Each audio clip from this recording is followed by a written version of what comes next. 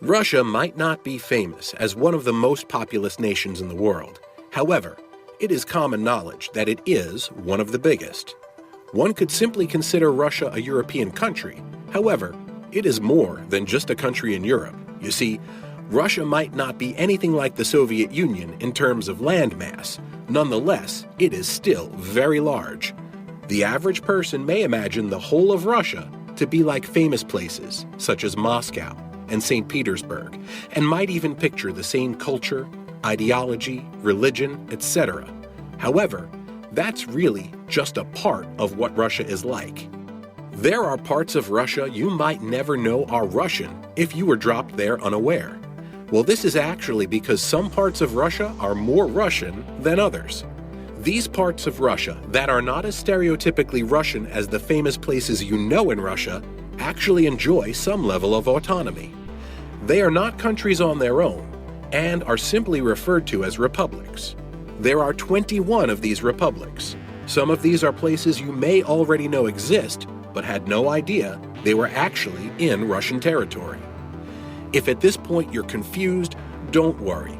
We'll make sure you understand the makeup of Russia before the end of this video. But this is a good time to hit the like and share buttons. Also, please subscribe to this channel if you're new here. These republics within the Russian border are not exactly recognized as countries. However, to some extent, they operate like one. They have their national anthems, languages, and even constitutions. That's not all.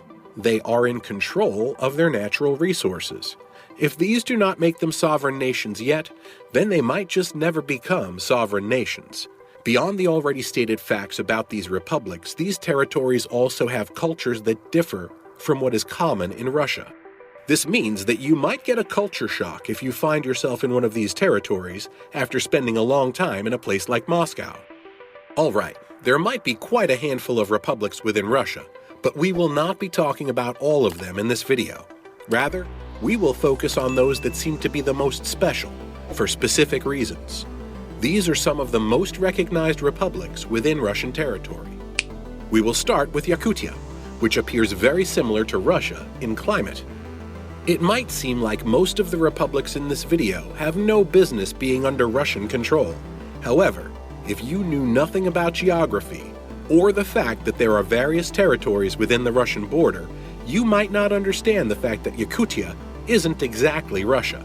This republic would have been one of the biggest countries in the world if allowed to stand alone. Sadly, it might never make it to the list of the world's largest countries by landmass. In Yakutia, there are various ethnic groups, with the Yakuts being the largest. These ethnic groups account for about 50% of the population of this republic. The remaining 50% is split between Russians and other ethnic groups, with 38% being Russians and the other groups sharing 12%. Since Yakut is a major ethnic group in Yakutia, Yakut is one of the major languages. The other is Russian. Although the Yakuts are about 50% of the population in Yakutia, only 40% of this population considers Yakut an official language. Most people in this territory speak Russian as their official language. Yakutia might have a climate that is close to that of mainstream Russia. However, the Yakuts look more like Asians than Europeans. That's not all. The people in this region seem to enjoy colorful clothing, music, and festivals. Yakutia has Yakutsk as its capital city. This city is the coldest anywhere in the world.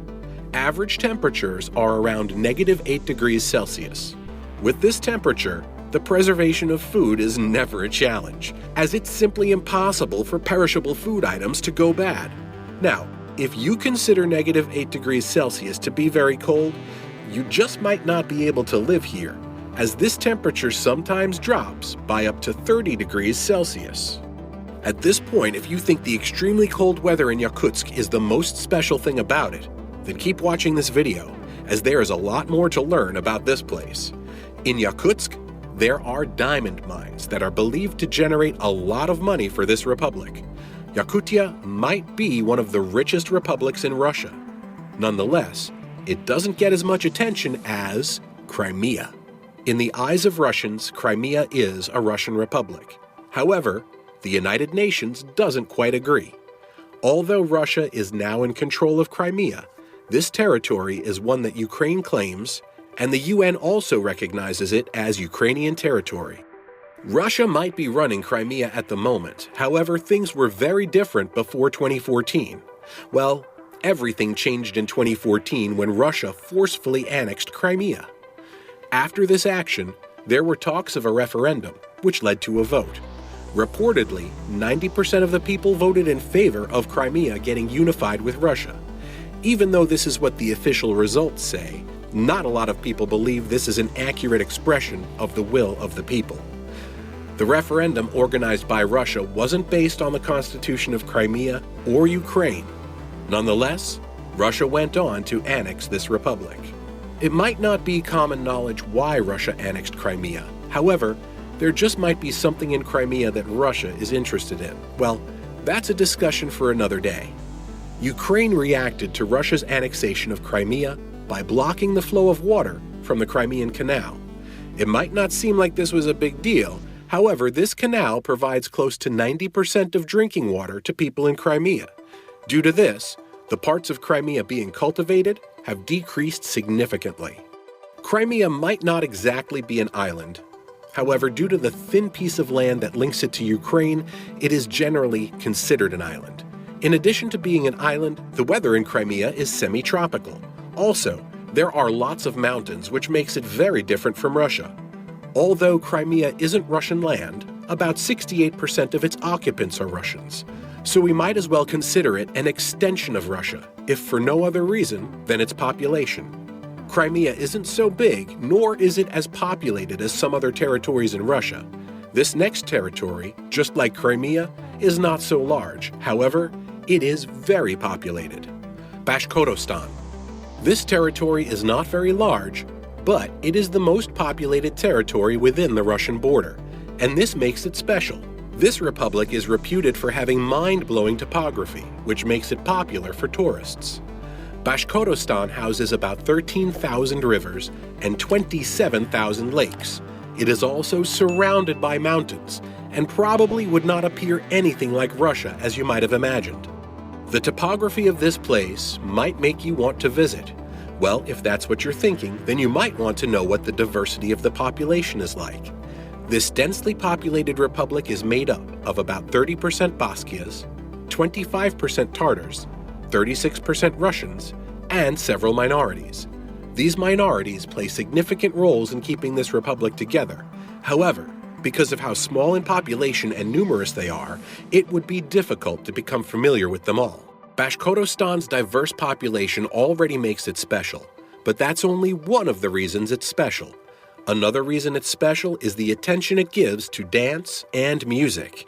As a matter of fact, due to the importance of dance and music in this part of Russia, it is home to many national theaters and museums. Well, if you find yourself in this republic and are not keen on visiting any theaters or museums, you can attend one of its many folk festivals. Bashkortostan is not all fun and merriment. It is also home to some of Russia's biggest oil mining operations, so it is an important republic. Its capital city, Ufa, is home to about 25% of its population, and some of these folks work in some of the biggest refineries in Russia. Religion is an important part of this republic, as well as other republics already mentioned, but it is surely not as important as it is in Dagestan. So let's see what Dagestan is like. Dagestan. This republic is one of the most diverse in Russia, and any part of the world. It shares borders with Azerbaijan, and is probably as diverse as a republic can get. With 81 nationalities and 30 ethnic groups, it is most likely the most diverse republic in Eurasia. Since Dagestan is linguistically and culturally diverse, you might expect it to be home to several religions. Well, interestingly, that is not the case. There might be quite a handful of religions in this region. However, 83% of the people are Muslims. So, you see why it might not be so diverse as far as religion is concerned. There could be several reasons why Islam is the major religion here, but chief among them is the fact that Dagestan shares borders with the Middle East. Religion is not the only thing Dagestan has in common with the Middle East. Its warm weather is another common ground between this part of Russia and the Middle East. So, if you're comfortable in the Middle East, but not so comfortable in mainstream Russia, you might want to hang around in Dagestan if you must be in Russia. For some reason, if you're looking to enjoy some warmth in Russia, but do not want to be in Dagestan, another republic that offers just the same level of warmth is Chechnya. This republic is perhaps one of the richest on paper.